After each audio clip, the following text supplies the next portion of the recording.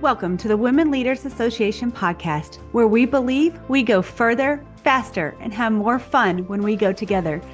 Be sure to tune in each week to hear an empowering message from the world's top women executives, trailblazers, entrepreneurs, and all-around fierce female leaders.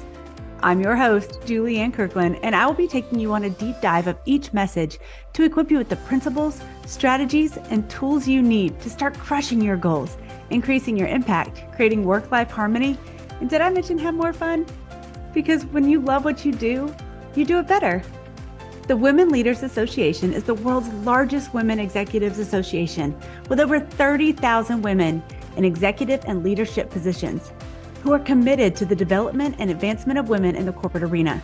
If you would like to get involved in a Women Leaders Association chapter, would enjoy daily podcasts, or you desire to become a part of the Women's Mastermind group near you, simply go to womenleaderspodcast.com. Now let's tune in for this incredible message. Tricia Daniel is a financial clarity advisor and founder of the Starting Over Wealth Network. Tricia helps women starting over redefine their money identity to rebuild their financial dreams. While an MBA with over 25 years experience in public accounting and as a corporate financial controller, Tricia discovered how to combine her professional experience and teachings from her financial planner father with her personal financial struggles. As a single mom of over 15 years and now with a blended family of 8, Tricia started over twice, overcame debt from 3 major events, and experienced being laid off as an executive. Understanding personally the anxiety, isolation, and fears other women starting over feel, Tricia now shares her own SOWN method through speaking and advisory services to help other women realize their someday is today to rebuild their dreams. Welcome, Tricia. Tricia Daniel, welcome. We are so excited to have you here. I am absolutely thrilled to be here.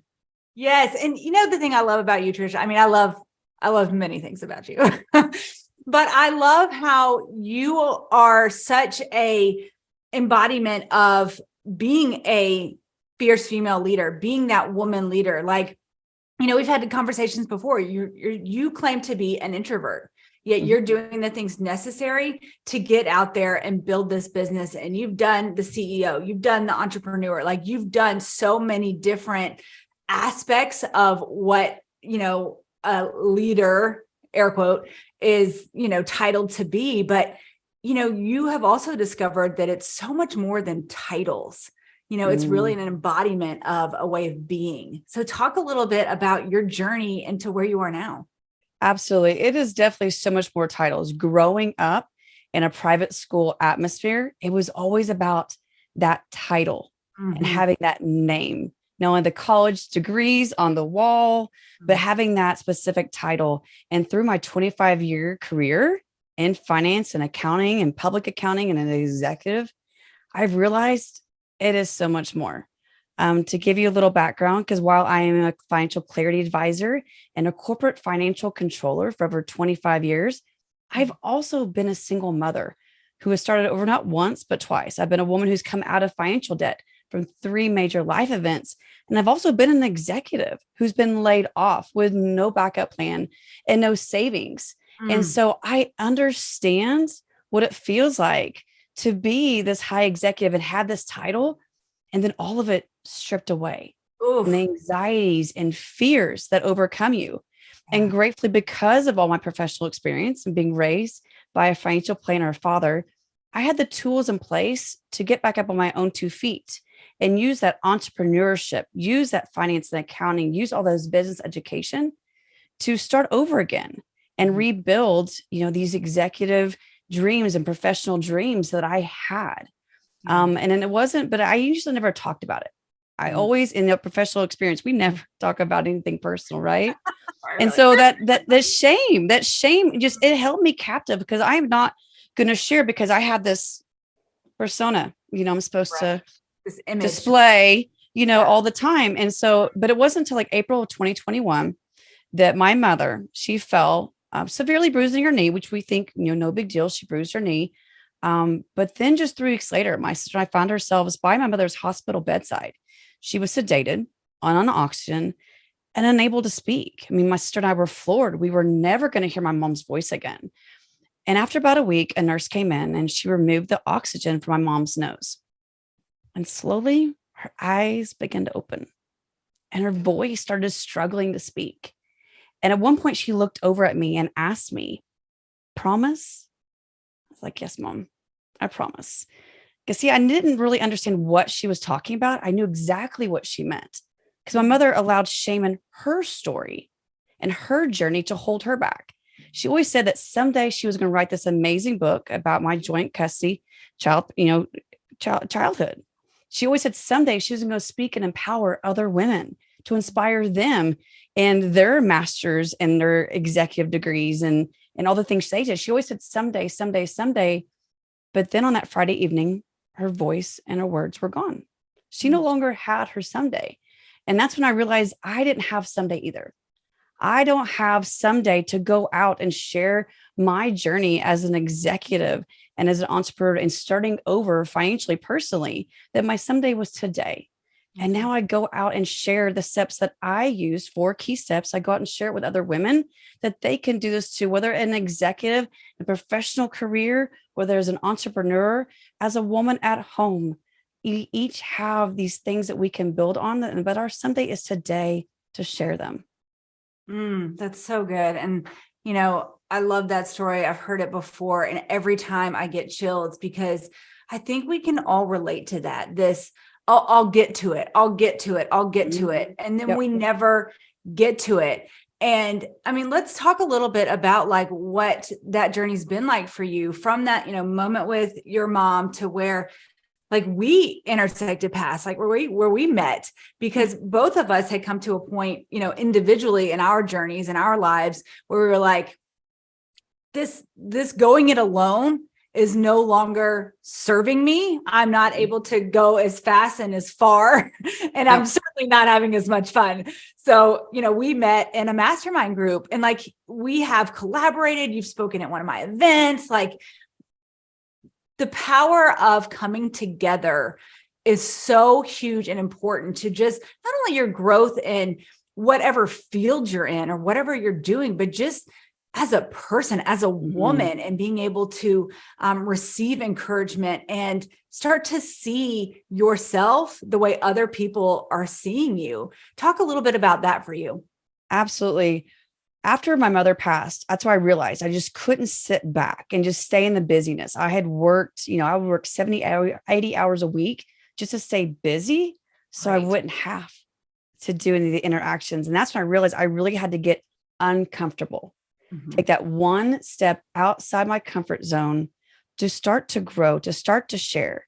And so my first step was yes. And I was a part of the mastermind we are part of and learning how just to talk to other women, because that was a struggle for me. Talking with the other women. I'm an executive. I'm a professional. We only talk professional. We do not talk on a personal level.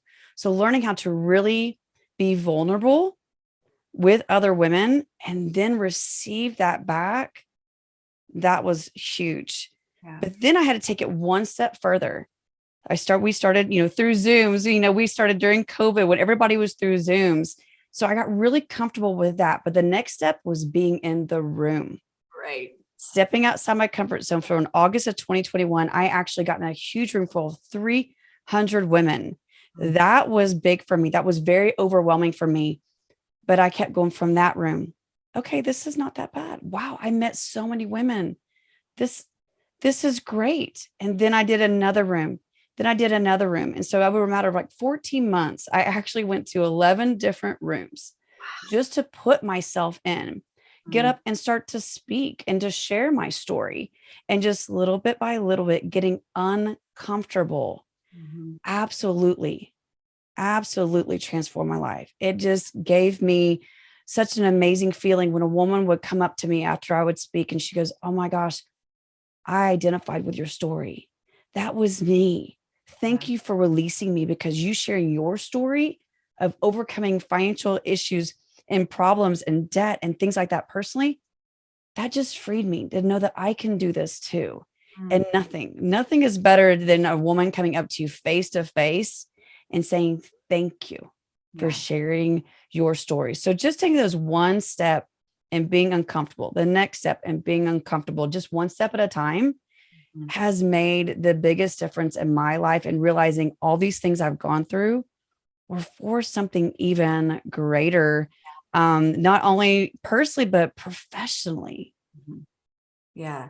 And just, the doorways that it opens, the connections, the opportunities that you never even considered, and just this, again, like the connections and being like, you joined a nonprofit. Don't you help with some kind of women's nonprofit where you are in Oklahoma? Yes. So I have helped with several nonprofits. That became a passion of mine. When I was in public accounting, I worked at Grant Thornton, which is one of the seventh largest public accounting firms. And I actually specialize in nonprofit accounting and taxes. So I have a really strong passion for that. And when I got laid off in 2015, I actually was too overqualified to get another job. I was overqualified. I was over 40, a single mom of two children. One was autistic, and I was overqualified to get another job. So I was like, you know what? I've got all this experience as a financial controller and in public accounting. That's when I created my first company, was back in 2015. And one of the first companies I started working for was a nonprofit. And I started again using that passion to be able to help them. They couldn't afford a full-time controller. Right. So I would go in and do contract work for them. And they're still one of my clients today, going in and helping them with their accounting, understanding their taxes, and being able to take the hard conversations of money, which is just like making them easy for them to understand. So that a lot of the things they can do themselves and help save money. But yes, I've helped several nonprofits here locally, being in Oklahoma, which a lot of people are like, you're from where? It's been amazing because through the starting with the nonprofits, and that's where I learned about entrepreneurship. And then through the connections we've made, like you said, I'm able to take what I've learned and now connections from California to Portland, to Colorado, to Boston, to Georgia, to Florida, to down to Texas, being able to connect and speak at a moment with anyone from across the country has been just absolutely incredible. But yes, nonprofits has been close to my heart.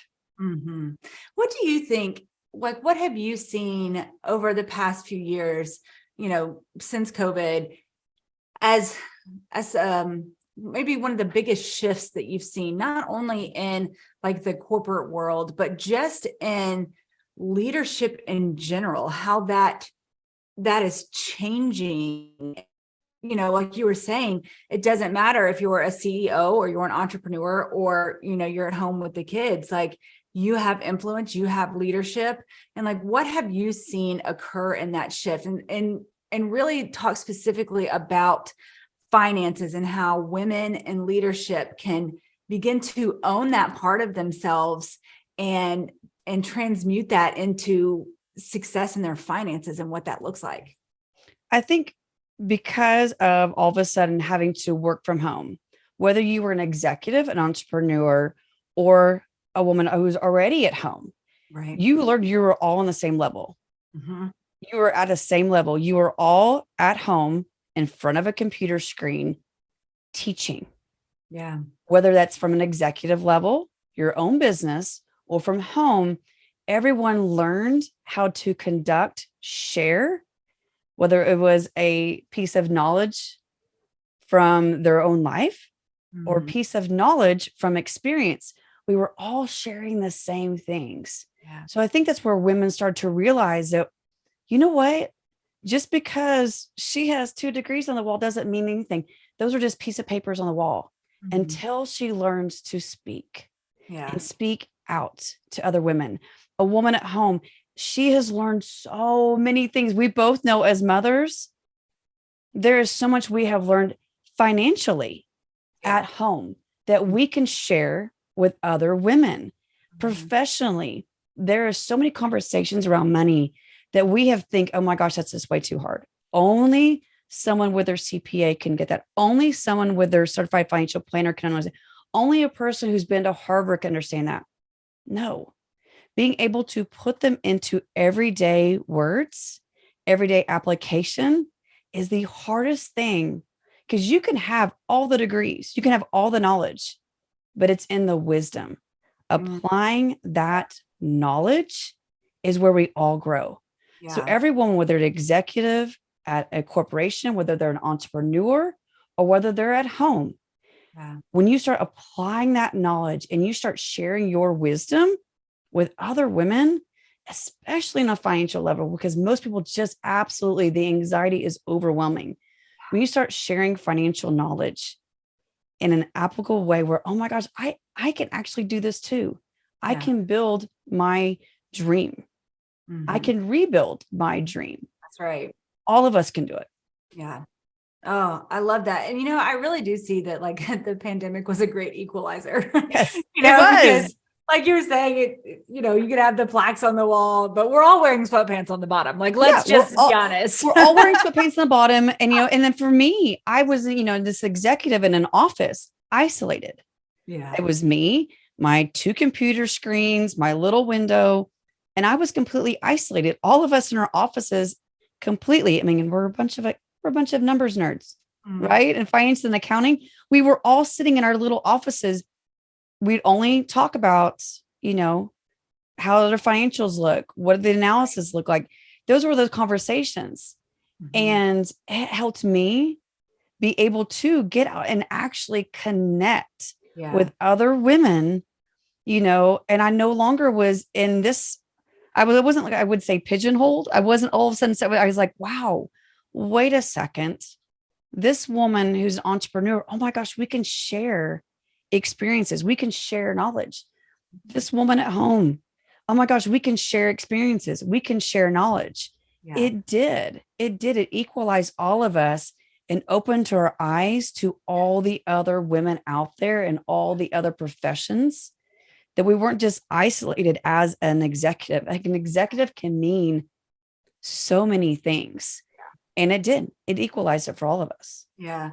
I love the word you used, open, because it really did. Being in relationships with people, it opens a new part of you, and in today, when kind of a downside maybe that the pandemic did was it created a lot of need for automations and computers, and those things are great. However, people still matter in business, whether it be your entrepreneur business, whether it be, this huge corporate venture, it doesn't matter. People still matter.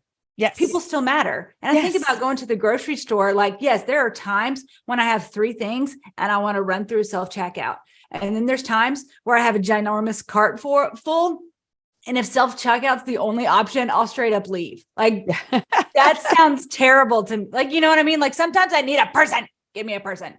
No, I need a person on the phone. I need connection. Because I know for a lot of us, after we were home, if we did reach out, like, again, we were blessed to have instantly a mastermind that we were connecting through. Right. So I almost kind of feel like I didn't go through that first deep, dark part of COVID, because people would talk about, oh my gosh, I just felt isolated. I started having social anxieties because I didn't know anything outside my home. So you and I were blessed because almost instantly we were connecting with women across the country. Yeah. Just like, hey, we're doing this. And this was March of 2020. Like, we are connecting. So I feel like, there's something, I just need a person. I just need someone to talk to. And for me, when I went through 21 and 22 of getting myself in rooms, being uncomfortable, learning how to be face-to-face, learning how to hug and embrace and share my story in a, from an authentic, deep place. Yeah. It really allowed me the power of talking to a real person and then getting that feedback. Yeah. It just makes the biggest difference, not only on a personal level, but again, professionally also. Yeah, it does. It awakens new parts of you that you didn't know that you needed, that you didn't know that you had. And I think that speaks so much to our ability to lead, because that is influence. Yes. And you have to be in relationships with people to be a leader. Like, there's that, I think there's that Chinese proverb that says, if if you think you're leading and no one's following you, you're just taking a walk. But how many of us, again, like I was trained. So, through private school, through my MBA program, no one talks about that. Yeah. A leader is just someone with a title. That was it. That was it. As a leader, I was just someone with a title. All of a sudden that gave me, I'm a leader. But yeah, exactly. Is there anybody even following me? Right. What gave me the right? Just because I have this executive CFO title, right, or financial controller title, who gave me that I'm a leader? Right. But I didn't understand that. I did not understand that until I started, really being a part of these different masterminds and groups and putting myself in the room. I'm like, oh, being a leader means having influence, being able to inspire and empower other people through connection. Yeah. And that's what we were created for. Yes. We're not, and what, I don't know who said it, somebody wiser than me, we're not an island. Right. All on our own. That's not what it's for. That's not what it's about. But I felt like that as an exec. I literally felt like an island. I had my title, check mark. Right. Keep you warm at night, your little title. Yeah, it really was. I mean, my identity, and I have done a lot of work within identity, and my identity was so hung up on my title. I mean, it wasn't until I really, again, put myself in the rooms and have done a lot of work and realized this leadership and influence of really coming into my own identity, that my identity is not wrapped up in my title. Yeah. It is how I share. It is how I influence. It is how I go through all these things. That is my identity. That is my influence. And that is my leadership. Yeah. Because again, like the pandemic taught us that it doesn't matter, like whatever you want to label yourself as, life is going to hit you. Yeah. At some point, life is going to show up and she's going to be real rude about it. She is not nice about it. You and I both know, just because we've shared our own personal, she is not nice. Nope. She's super rude. Mm-hmm. And at the wrong times. Yeah. Literally the wrong times. Absolutely. And so being able to get out there and, like you said, share your story and be in the rooms. And it's so powerful to your growth and your self-expression and being able to fully step into your most authentic self. Yeah. That's definitely been my experience. And I'm so grateful for it. Yeah. And you really don't understand, because you always hear that. Like, again, if you've scrolled through social media, you'll hear that a lot. My most authentic self. But it's like, okay, that just seems like, all right. It seems fluffy. Is it a trend word? Until you actually go through it and you're like, oh, that's why they say that. That's not just some catchphrase. Yeah. I'm really speaking from an authentic place. I've really gone down deep, and I'm about to share with you something authentic. I'm about to share with you and be honest. I'm not going to live in the shame. That's right. Of my story. I'm actually going to share this and really speak to you. And then that's too, when that leadership really comes out. If you are leading a group of people, whether in an office space, through events, through entrepreneurship with your clients, when you start speaking from an authentic place, watch how the room changes. Yeah. Just watch how the room changes. And the next week, the next month, how those people lean into you more and they lead into your leadership more, on so many different levels, but really speaking from a more authentic place instead of, I hold this title, therefore listen to me. Right. When we speak more authentically, it changes your leadership abilities. Yeah, absolutely. And it's interesting too, because I do have this dear friend of mine who believes all these same things. And at the same time, she's like, I love a title. Like, I like to be creative with what I call myself. We can't, you can't deny. It's fun to be able to say, I am. It's just don't lose yourself in the I am in the title. Yes, that's not your identity. Absolutely. Yeah, that's the difference. For sure. So Tricia, how can people connect with you? How can they be like, okay, this is definitely the woman that I want to work with to help me get my financial future in gear and moving forward? Well, first, I'd like to start with something fun. I love for people to discover kind of their money personality. How do they work with money and do it in a fun way? So I have an amazing fun money personality quiz at triciadaniel.com, which is TRICIADANIEL.com. And go take that quiz and just kind of have a fun idea of, wait a second, this is how I operate with money, identity with money. And then I'm just launching a new YouTube, which is at youtube.com with the handle at Tricia Daniel, where we start to really work through these different leadership skills, money skills, but at one step at a time as we really build things in our lives. Yeah. Oh, I love that. And, I just know that here at the Women Leaders that we are going to get you into one of our chapters to speak, because you influence the room for such positive change and impact. And we're all going to be better for it. Tricia, thank you so much for coming on and sharing your wisdom. And again, that wisdom is more than just knowledge. It's the application of everything that you've learned. And thank you for sharing that with us today.